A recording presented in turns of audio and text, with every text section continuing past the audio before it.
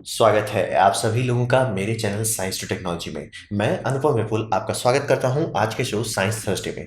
आज हम लोग बात करेंगे आर्डिनो के बारे में। तो आइए समझते हैं। तो सबसे पहले समझिए यहाँ हम लोग किस चीज़ के बारे में बात कर रहे हैं। यहाँ पे हम लोग बात कर रहे हैं ओपन सोर्स हार्डवेयर के बारे में। यानी कि ऐसा हार्डवेयर जिसके अंदर का स्कीमेटिक्स आपको अवेलेबल हो, जिसका वर्किंग्स, प्रिंसिपल, ऑपरेशन, ये सब आपको खुले तौर से लीगली आप देख सकते हैं। क्योंकि टेक्निकली आप आम प्रोसेसर का भी देख सकते हैं, अगर आपके पास है तो ऑब्वियसली माइक्रोस्कोप का इस्तेमाल करके, उसका मतलब इलेक्ट्रॉन माइक्रोस्कोप का इस्तेमाल करके आप देख सकते हैं, लेकिन वो इलीगल होगा। ये पूरी तरह से मतलब खुले तौर पे आपको बताया जाएगा ये ऐसे माइक्रो कंट्रोलर बनाया गया, ये ऐसे काम करता है। और आपको पता ही होगा कि हार्डवेयर अकेले का कोई मतलब नहीं होता जब तक उसमें ढंग का सॉफ्टवेयर ना हो। तो ये लोग सॉफ्टवेयर भी बनाते हैं। तो हार्डवेयर हो गया, सॉफ्टवेयर हो गया। तो आपको बेच क्या रहे हैं, प्रोडक्ट के तौर पे क्या बेचा जा रहा है? प्रोडक्ट के तौर पे बेचा जा रहा है single board micro controller. Micro controller लगभग हर इलेक्ट्रॉनिक में आजकल इस्तेमाल होता है, और ऐसे ऐसे चीज़ में इस्तेमाल होता है जिसके बिना हम लोग नहीं रह सकते। जैसे एग्जाम्पल के लिए आपका गाड़ी का फ्यूल इंजेक्टर सिस्टम के लिए भी एक ठो लगता है, पर मतलब पूरा गाड़ी में कंप्यूटर सिस्टम आजकल लग जाता है, और उसमें एयरबैग्स कंट्रोल, ये सब बहुत सारी चीज़ होते हैं। तो आप समझ लीजिए कि माइक्रो कंट्रोलर से बचना तो पॉसिबल नहीं है। तो ये वही कर रहे हैं कि माइक्रो कंट्रोलर आपको दे रहे हैं एक सिंगल बोर्ड में। अब तिगड़म ये है कि माइक्रो कंट्रोलर मार्केट में फ्री में मिल सकता है, दाम मतलब आप चाहें, मतलब एग्जैक्ट यही माइक्रो कंट्रोलर जैसे एटमेल है, टेक्सास इंस्ट्रूमेंट है, ये सब बहुत सारे माइक्रो कंट्रोलर बनाते हैं। आप चाहें तो लाखों लाख खरीद सकते हैं और कम दाम में भी मिल जाएगा। प्रॉब्लम ये होता है कि वो सब यूज़र प्रोग्रामेबल नहीं होता है। यानी कि बस आप लिए और उसमें कुछ छेड़खानी कर लें, या मतलब जैसे मान लीजिए आप स्टेबलाइजर के लिए बनाना चाहते हैं माइक्रो कंट्रोलर, तो आपको खोजना पड़ेगा कि कोई पहले से बनाया हुआ, आप खुद से प्रोग्राम नहीं कर पाएंगे। तो ये आर्डिनो वही तोड़ा 2003 में कि नहीं, हम आपको माइक्रो कंट्रोलर देंगे और आप इसमें खुद छेड़खानी करेंगे, और आर्डिनो वाले लोग उसका हार्डवेयर और सॉफ्टवेयर दोनों संभालेंगे। तो अब बात बनता है कि इतना तिगड़ों वाला चीज़ क्यों कर रहे हैं? माइक्रो कंट्रोलर कोई ऐसा चीज़ थोड़ी है जिसके बारे में आपको दिमाग लगाने की ज़रूरत है। अब बात यह है कि भले आम पब्लिक के लिए ज़रूरत नहीं है, लेकिन जो लोग भी इलेक्ट्रॉनिक्स, इंजीनियरिंग और इलेक्ट्रोकेमिकल सिचुएशन पे बात कर रहे हैं, या इलेक्ट्रोमैकेनिकल सिचुएशन यानी कि रोबोटिक्स पे काम कर रहे हैं, उसमें माइक्रो कंट्रोलर्स के बिना तो काम होगा ही नहीं ना। होगा ही नहीं, डिस्कशन ही नहीं, होगा ही नहीं। तो इसी कारण से हर जगह माइक्रो कंट्रोलर का प्रचलन हो गया। 1980s में लग्जरी प्रोडक्ट्स में होते थे, फिर 1990 में धीरे धीरे इंडस्ट्रियल प्रोडक्ट्स में आने लगे, फिर उसके बाद तो अब हर जगह मतलब घुमा फिरा के हर जगह आने लगा है।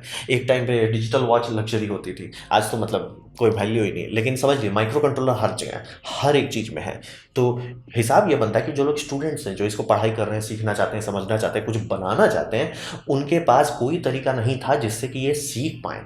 उनके पास एक ही ऑप्शन था, जॉब करो या खुद से कई हज़ार रुपये मतलब कई लाख रुपए लगा के ट्राई मारो कुछ करने का। लेकिन ऐसा पॉसिबल नहीं था सबके लिए। तो ये आर्डिनो एज ए प्लेटफॉर्म बनाया था, क्योंकि ऐसा नहीं था कि माइक्रो कंट्रोलर प्रोग्राम नहीं हो सकता था। अगर नहीं हो पाता तो कोई इसका इस्तेमाल ही क्यों करता।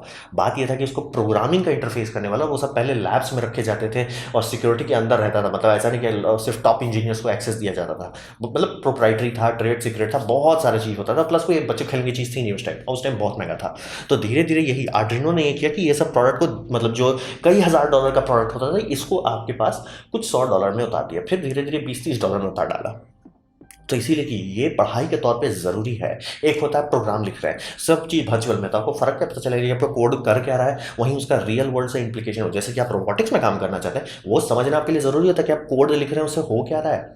तो इसीलिए ये इंपॉर्टेंट था। ये ऐसा नहीं था कि ये होता चाहे नहीं होता कोई फ़र्क नहीं पड़ता। मतलब पूरा एक इंजीनियरिंग बैकग्राउंड का बैंड बच जाता अगर इस तरह के इक्विपमेंट्स नहीं हो। आर्डिनो अकेला नहीं है, लेकिन आर्डिनो सबसे बड़ा है। अब बात करते हैं ये काम कैसे करता है।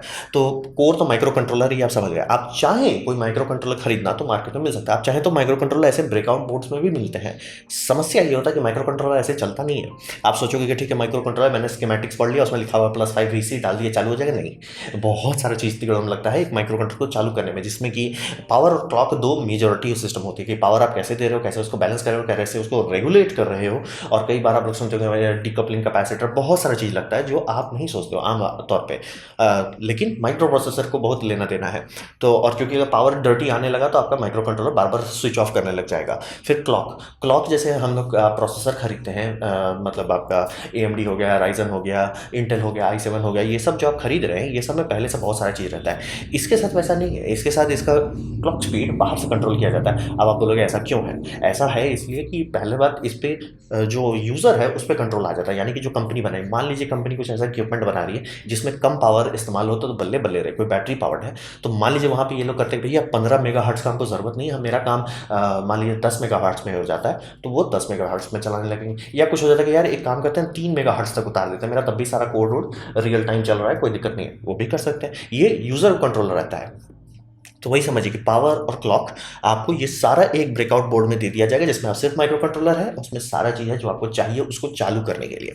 अब बात करते हैं, मैंने बताया तो आपको आपका बोर्ड आ गया। अब बोर्ड के बाद आप करोगे क्या, उसमें करने के लिए आपको चाहिए आर्डिनो IDE, यानी कि एक सॉफ्टवेयर पैकेज होता है जिसको आप कंप्यूटर में इंस्टॉल करते हैं और ये बात करता है आर्डिनो कंपैटिबल बोर्ड से। मैंने बताया आर्डिनो इकलौता नहीं है, बहुत सारे और भी हैं, जैसे कि टिंसी एक बहुत पॉपुलर आजकल बन रहा है, वो भी एक है। तो आर्डिनो बात करेगा इससे। और यहाँ पे जनरली हम लोग जो कोड अपलोड करते हैं उसे स्केच कहा जाता है। ये मतलब एक तरह से नाम समझिए, इसमें कोई खास बड़ी बात नहीं है, लेकिन बस वही समझिए आप माइक्रो कंट्रोलर कंपनी बनाएगी, जैसे टेक्सास इंस्ट्रूमेंट हो गया, आर्म हो गया, क्वालकॉम हो गया, या मतलब आपका AML करके बहुत सारी और कंपनीज भी हैं, वो सब बनाएगी। आर्डिनो उसको लेगा, उसको मतलब एक बोर्ड में डालेगा जिसमें उसका पावर डिलीवरी सिस्टम, उसका टाइमिंग सर्किट, ये सब बना देगा और आपको ब्रेकआउट बोर्ड दे देगा। ब्रेकआउट बोर्ड को आप USB से अपना कंप्यूटर से कनेक्ट करेंगे, कंप्यूटर में आर्डिनो में काम करना स्टार्ट करेंगे और जो आप अपलोड करेंगे उसे हम लोग स्केच कहते हैं। तो ऐसे करके ये काम करता है।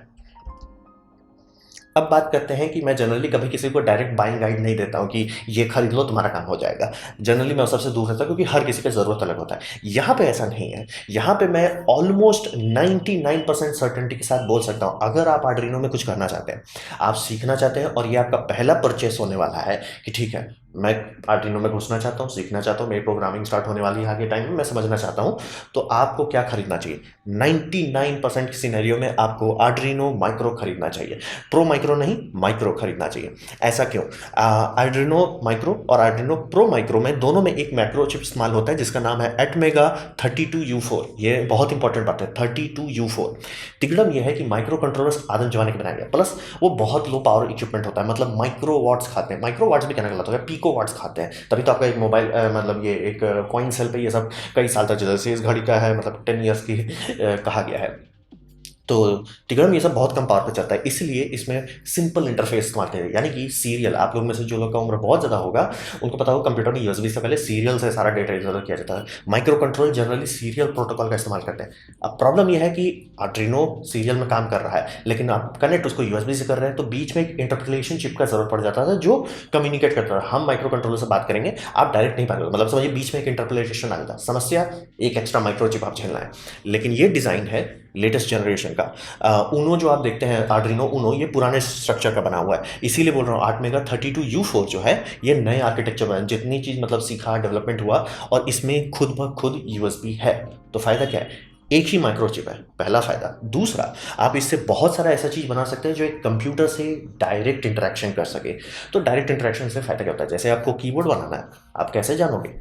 ये डायरेक्ट कर सकता है। आपको आर्डिनो से कीबोर्ड बना सकते हैं? नहीं, सीधे सीधे नहीं बना सकते। आपको बहुत लोग उसमें मना करता है क्योंकि कुछ कुछ ऐसे बूट लोडर्स हैं, यानी कि जो उसका कोर ओएस है उसमें छेड़खानी करके आप ये कर सकते हैं कि वो ज़बरदस्ती का सीरियल बस को यूएसबी की तरह बिहेव करने लगे, लेकिन वो उसके लिए बना नहीं है। मतलब आप समझ रहे हैं, आप तिकड़म लगा रहे हैं, वो उसके लिए बना नहीं, ये बना है कि आपको यूएसबी चाहिए, अरे हम बने हुए हैं, ये लाइब्रेरी लगाइए और उड़िए।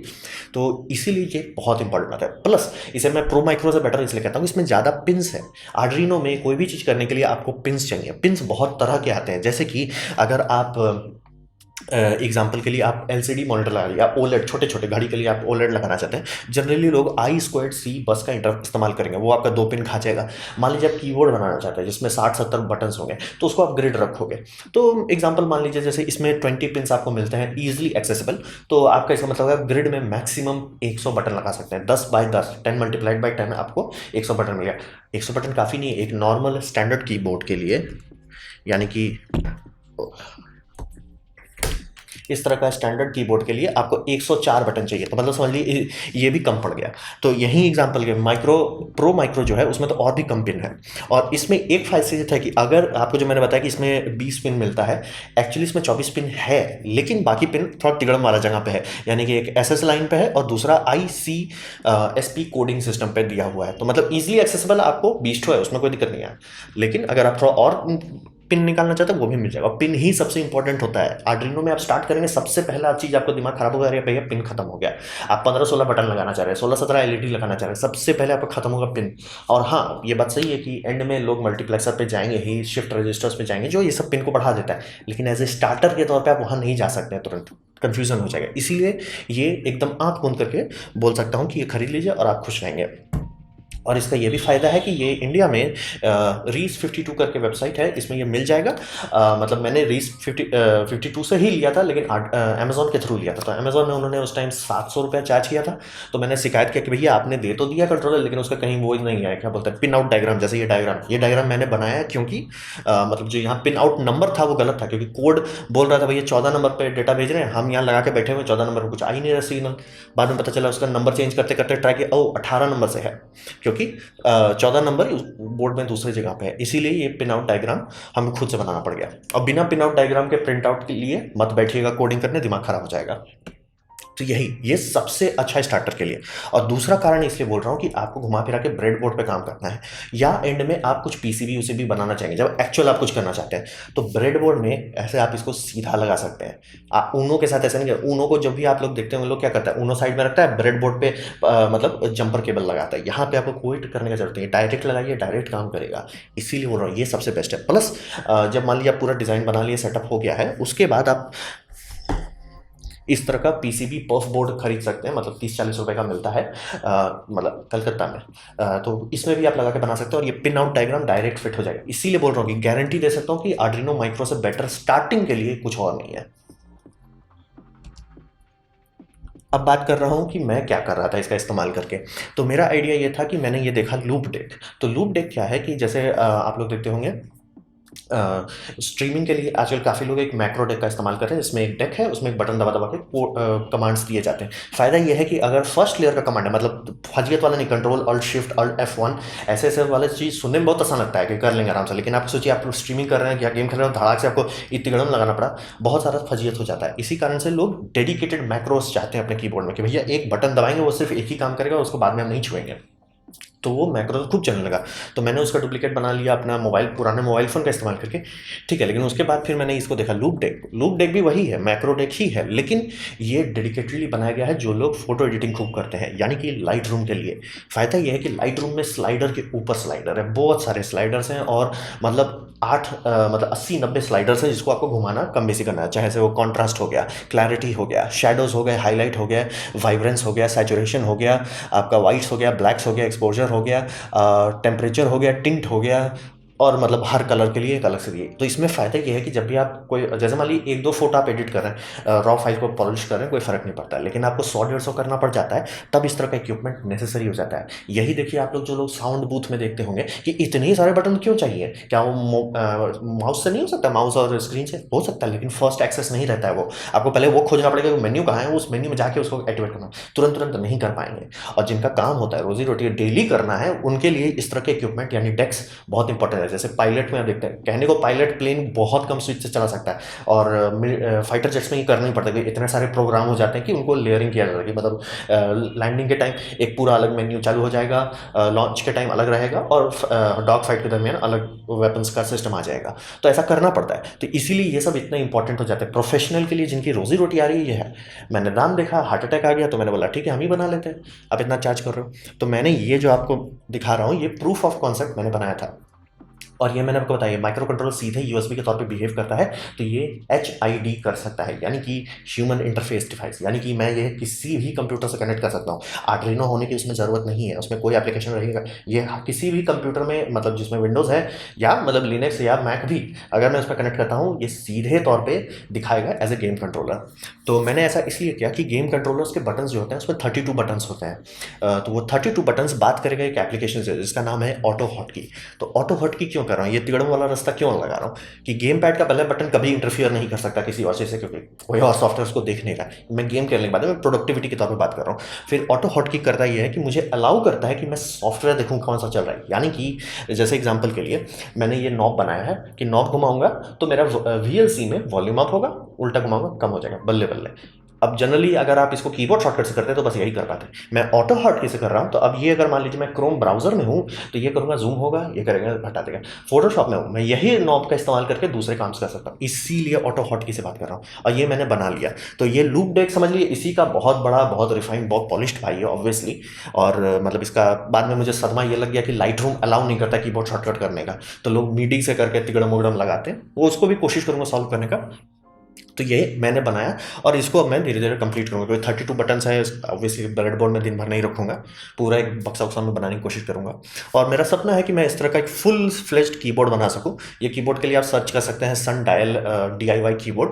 जिस बंदे ने बनाया बेमिसाल बनाया, क्योंकि हमेशा आपको, मैं तो 3D आर्टिस्ट रह चुका, तो मुझे पता है कि हर एप्लीकेशन रुला देता है। जैसे कि एक्सपोर्ट आपको हर चीज़ में करना हो, चाहे वो लाइट रूम हो, चाहे फोटोशॉप हो, चाहे आपका डविंची रिजॉल्व हो, चाहे प्रीमियर हो, एक्सपोर्ट आपको हर में करना है, हर में अलग शॉर्टकट रहता है। तो जनरली मान लीजिए कि अगर मैं ये कर पाता हूँ ऑटो हॉटकी वाला, तो यहाँ पे कर सकते हैं, एक बटन रहेगा उसमें मैं लिख दूंगा एक्सपोर्ट, दबाया वो एक्सपोर्ट करेगा, वो खुद ब खुद चेक कर लेगा कि कौन सा एप्लीकेशन है और वो करना है। और ये सब आप समझना चाहते हैं कि ये पूरा पाइपलाइन कैसे हुआ है, मैंने टेलीग्राम ग्रुप में ज्वाइन कीजिए, वहाँ पे मेरा एक अलग से आर्डरिनो का ग्रुप है, आर्डरिनो S2T। तो आर्डरिनो S2T को अगर आप ज्वाइन करते हैं तो ये पूरा आप स्टेप देख सकते हैं, मैं कैसे एक एक करके डेवलप किया ये सारा चीज़ को। कोड मैंने नहीं लिखा, मुझे प्रोग्रामिंग नहीं आती, कोडिंग नहीं आती, इलेक्ट्रॉनिक्स भी नहीं आती, लेकिन फिर भी बहुत सारी चीज़ों को जोड़ जाड़ के मैंने बना लिया और ये अब काम करता है फुल्ली। तो ये था मेरा प्रोजेक्ट, और ये मैं आप लोगों के सामने इंस्पिरेशन के लिए आया, क्योंकि मैं कुछ नहीं जानता तब मैं ये बना पा रहा हूँ, तो आप लोग तो उड़ जाओगे। मतलब जिनमें से जो भी थोड़ा सा प्रोग्रामिंग सीखे होंगे तो 5 मिनट बाद अरे रुको रे, हम बना के दिखाते हैं तुमको। तो इंजॉय कीजिए, बनाइए, ज़्यादा खर्चा भी नहीं होगा। तो ये था मेरा प्रेजेंटेशन आर्डिनो के बारे में। उम्मीद करता हूँ आपको अच्छा लगा हो, कुछ सीखने मिला, कुछ समझ में आया, कुछ मज़ा आया हो। अगर ऐसा है लाइक कर दें, तो उसका शेयर कर दें, उससे मेरा भला होगा। नहीं अच्छा लगा, नहीं पसंद आया, कोई बात नहीं, आप डिसलाइक कर सकते हैं, मैं कहूँगा डिसलाइक 2 बार दबाएं, उससे मुझे पता चलेगा कितना ना पसंद हुआ है। मैं आपसे कहूँगा कमेंट लिखें, मैं हर कमेंट की जवाब देने की कोशिश करता हूँ। आपसे कहूँगा सब्सक्राइब कीजिए, बेल दबाइए अगर आप फ्री हैं तो। आपने मेरा वीडियो देखा है, जान के मुझे बहुत खुशी हुई। धन्यवाद।